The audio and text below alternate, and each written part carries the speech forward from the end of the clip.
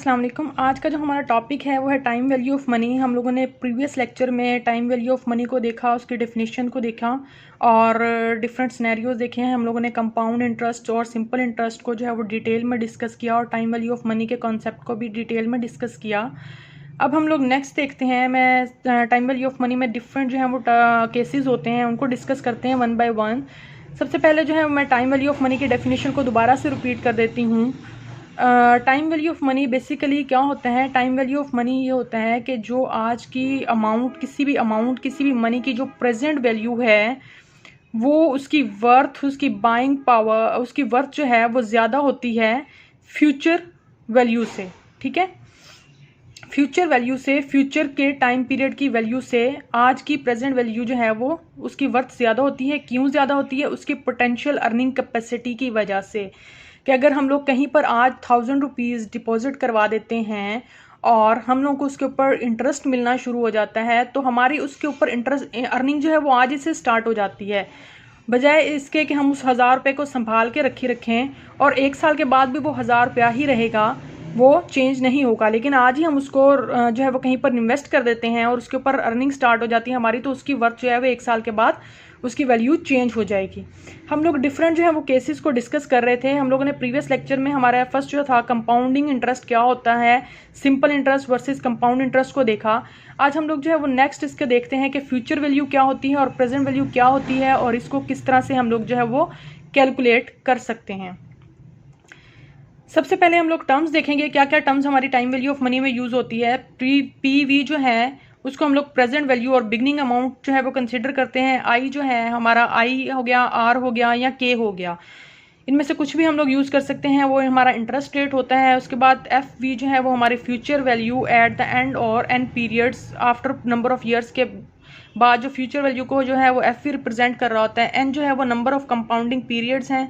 ठीक है, उसके बाद ए जो है वो एनविटी को शो करता है, सीरीज ऑफ इक्वली पेमेंट और रिसीट्स को। सबसे पहले हम लोग देखते हैं कि future value of a single amount, future value क्या होती है और किस तरह से इसको जो है वो कैलकुलेट किया जाता है। सबसे पहले future value techniques typically measure cash flow at the end of a project life. ठीक है, कि हम लोगों ने कैश फ्लो उस प्रोजेक्ट के एंड पे जो है वो क्या उसकी वैल्यू हो जाती है। हम लोगों ने एक अमाउंट है उसकी after 2 years, after 3 year, after 5 year उसकी क्या वैल्यू होती है, या हम लोग किसी प्रोजेक्ट को स्टार्ट कर रहे हैं तो उसकी future eight the end of period जो है वो उसकी प्रोजेक्ट की क्या लाइफ होगी। ठीक है, उसमें जो आ जाता है हमारे पास future value is a cash you will receive at a given future date. वो अमाउंट जो कि आप आफ्टर सम पीरियड जो है वो रिसीव करते हैं उसको फ्यूचर वैल्यू बोलते हैं। The future value technique uses compounding to find the future value of each cash flow at the end of an investment life and then sum these value to find the investment future value.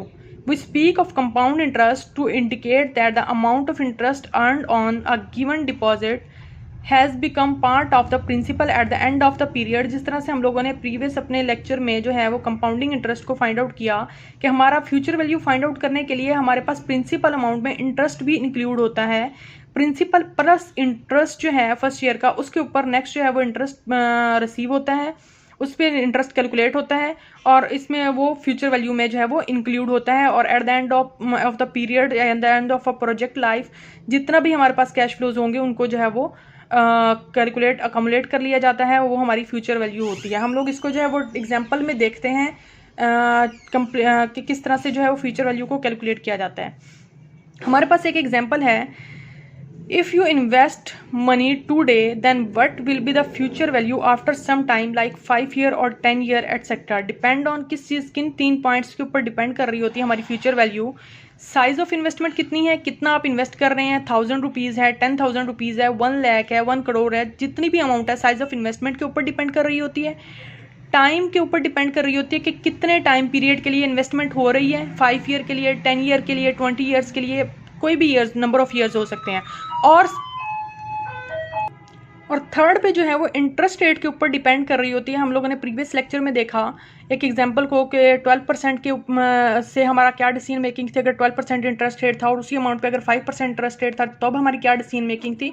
तो interest rate जो है वो भी बहुत ज़्यादा effective होता है इसमें ठीक है, कि किस तरह से जो है इंटरेस्ट रेट के ऊपर डिपेंड कर रहा होता है, हम लोगों ने क्या इंटरेस्ट रेट मिल रहा है उसके ऊपर डिपेंड कर रहा होता है। हम लोग फॉर्मूला देखते हैं इसका प्रेजेंट फ्यूचर वैल्यू को फाइंड आउट करने का। हमारा जो फॉर्मूला है वो है future value is equal to present value 1 + r raise to power t।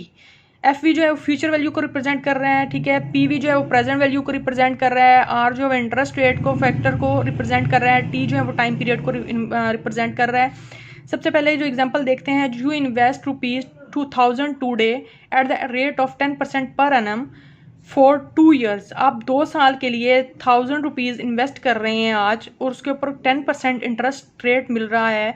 तो हम लोगों ने ये कैलकुलेट करना है कि 2 साल के बाद उसके ऊपर कितनी अमाउंट जो है वो हम लोगों को रिसीव कर रही होगी।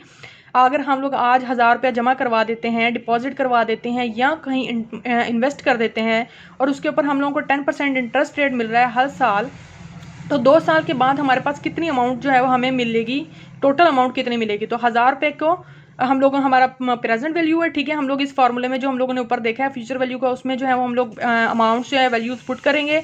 ₹1000 + 1 + 0.10 जो है वो हमारा 10% है, 10% है, और उसके रेज टू पावर 2 लेंगे कितने सालों के लिए, 2 सालों के लिए। तो इसको जब हम लोग कैलकुलेट करेंगे तो हमारे पास ₹1210 जो है वो हम लोगों को 2 सालों के बाद मिलेंगे। अगर हम लोग आज ₹1000 जमा करवा देते हैं या इन्वेस्ट करते हैं कहीं पर, और हम लोगों को 10% इंटरेस्ट रेट मिल रहा है, तो 2 साल के बाद हमें जो अमाउंट मिलेगी वो ₹1210 होगी। और एग्जाम्पल देखते हैं फ्यूचर वैल्यू की। अगर if Fred places $100 in a saving account paying 8% interest compounded annually, how much will he have in the account at the end of 1 year? वो कहता है अगर फ्रेड के पास $100 हैं और वो सेविंग अकाउंट में उसको रख देता है और उसको 8% इंटरेस्ट रेट उसके ऊपर मिल रहा है, तो उसके 2 साल के बाद जो है वो कितनी अमाउंट जो है वो उसको टोटल मिलेगी।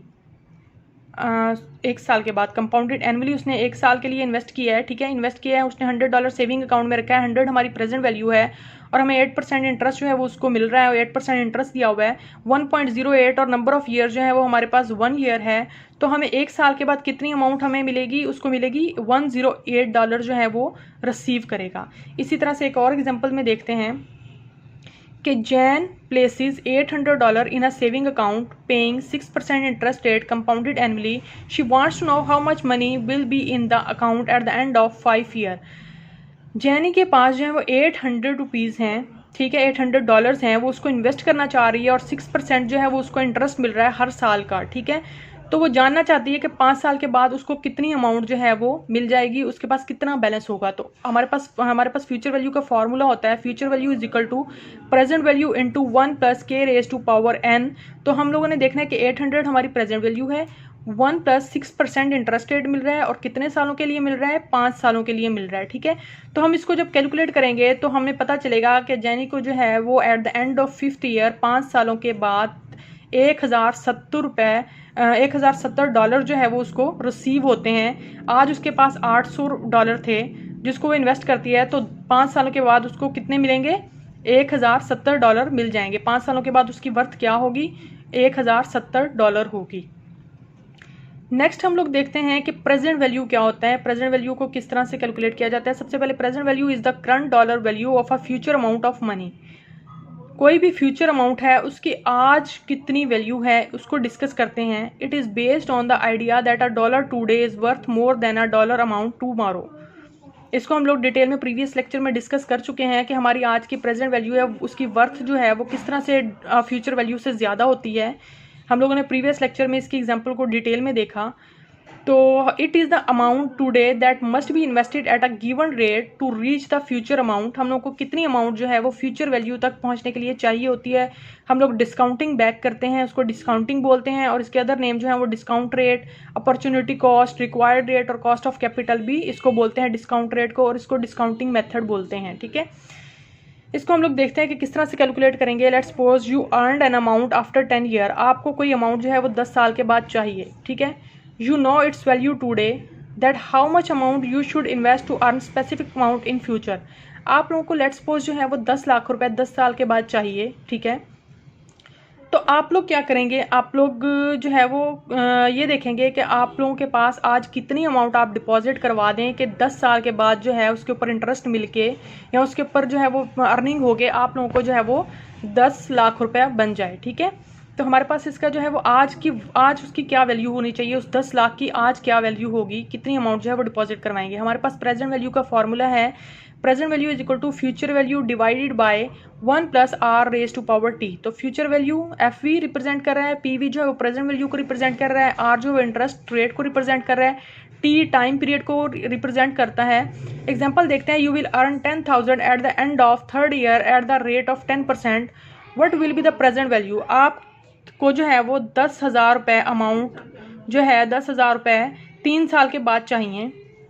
तो आज आपको कितनी अमाउंट जो है वो इन्वेस्ट करवानी पड़ेगी कि 10 साल के बाद आप लोगों को 10,000 रुपया मिल जाते हैं। ठीक है, अगर आप लोग जो है वो 10% इंटरेस्ट रेट के ऊपर उसको डिपॉजिट करवाते हैं तो हम उसकी प्रेजेंट वैल्यू फाइंड आउट करेंगे, इस फॉर्मूला में इसकी वैल्यू पुट करेंगे। फ्यूचर वैल्यू जो कि 10,000 है, हम लोग को 3 साल के बाद चाहिए, वो 10,000 रुपये है। ठीक है, और इंटरेस्ट रेट जो है वो 10% है, 3 ईयर्स के लिए है। तो हम लोग को आज हमारी जो value present value find out हुई है 7,513 रुपीज़ जो हैं। अगर 7,513 रुपये आज डिपॉजिट करवा दिए जाएं तो 3 साल के बाद 10% इंटरेस्ट रेट के ऊपर हम लोगों को 10,000 रुपये रिसीव हो जाएंगे। तो हम लोग को इस तरह से जो है वो हम लोग डिसीजन मेकिंग कर सकते हैं कि हम लोगों ने अगर कहीं इन्वेस्ट करना है तो कितनी अमाउंट आज हम लोग को इन्वेस्ट करनी चाहिए कि हम लोग को फ्यूचर वैल्यू में उतना हम लोग को अमाउंट मिल जाए, या अगर हम लोग आज कोई अमाउंट डिपॉजिट करवाते हैं तो फ्यूचर में हम लोग को उसकी कितनी वैल्यू रिसीव होगी इंटरेस्ट रेट के ऊपर, गिवन इंटरेस्ट रेट के ऊपर, तो हम लोग फाइंड आउट कर सकते हैं। एग्जाम्पल और देखते हैं इसकी। Paul Shorter has a opportunity to receive $300 1 year from now. If he can earn 6% on his investment, what is the most he should pay now for this opportunity? कि Paul को जो है वो एक अपॉर्चुनिटी मिल रही है कि वो चाहता है कि $300 जो है वो उसको 1 साल के बाद मिले 6% इंटरेस्ट रेट के ऊपर। तो आज उसको कितनी अमाउंट जो है वो डिपॉजिट करवानी चाहिए, कितनी अमाउंट जो है वो इन्वेस्ट करनी चाहिए, इसकी हम लोग प्रेजेंट वैल्यू फाइंड आउट करेंगे। 300 मल्टीप्लाई डिवाइडेड बाई ये 1 मल्टीप्लाई कर रहे हैं 1/1.066% रेट है। ठीक है, तो 301 के साथ मल्टीप्लाई हो जाएगा तो 300 डिवाइडेड बाय 1.006 के जो है वो उसके ऊपर 1 ईयर के लिए हम लोग फाइंड आउट कर रहे हैं। हम लोग इसको कैलकुलेट करते हैं तो हमारे पास $283.02 जो है वो आज इन्वेस्ट करे। ठीक है, प्रेजेंट वैल्यू कितनी आई हमारे पास $283.02। अगर वो आज इन्वेस्ट करता है तो उसको 1 साल के बाद $300 जो है वो रिसीव होंगे, उसको मिल जाएंगे, ये उसकी फ्यूचर वैल्यू होगी। तो इस फ्यूचर वैल्यू की उसने प्रेजेंट वैल्यू फाइंड आउट की। उसने देखा कि मैं अगर आज $283 जो है वो इन्वेस्ट कर देता हूँ तो 1 साल के बाद मुझे $300 जो है वो मिल जाएंगे। एक और एग्जांपल देखते हैं इसकी। Pam wishes to find the present value of $1,700 that will be received 8 year from now. Pam opportunity cost 8%। Pam जो है उसको $1,700 चाहिए 8 साल के बाद, और 8% इंटरेस्ट रेट, अपॉर्चुनिटी कॉस्ट जो है वो 8% गिवन है। तो वो ये कैलकुलेट उसको प्रेजेंट वैल्यू फाइंड आउट करनी है अपनी कि आज वो कितनी अमाउंट जो है वो इन्वेस्ट करे या डिपॉजिट करवाए कि 8 सालों के बाद उसको $1,700 जो है वो रिसीव हो जाएं। तो हमारे पास किस तरह से है, हम लोग प्रेजेंट वैल्यू फार्मूले में इसको पुट करेंगे। Present value is equal to $1,700 जो है वो फ्यूचर वैल्यू है, 8% के ऊपर हम लोग 8 ईयर्स के लिए जो है उसको कैलकुलेट कर रहे हैं। तो हमारे पास जो है वो प्रेजेंट वैल्यू फाइंड आउट होती है $918। यानी कि अगर पाम जो है वो $918 आज इन्वेस्ट कर देता है तो 8 साल के बाद उसको $1,700 जो है मिल जाएगा 8% इंटरेस्ट रेट के ऊपर। ये थी प्रेजेंट वैल्यू और फ्यूचर वैल्यू का केस हम लोगों ने देखा। नेक्स्ट हम लोग लेक्चर में जो है वो एनविटीज़ को डिस्कस करेंगे, डिफरेंट एनविटीज़ को। ठीक है, फिर डिफरेंट केसेस जो रिमेनिंग केसेस हैं उनको डिस्कस करेंगे। ओके जी, अल्लाह हाफिज़।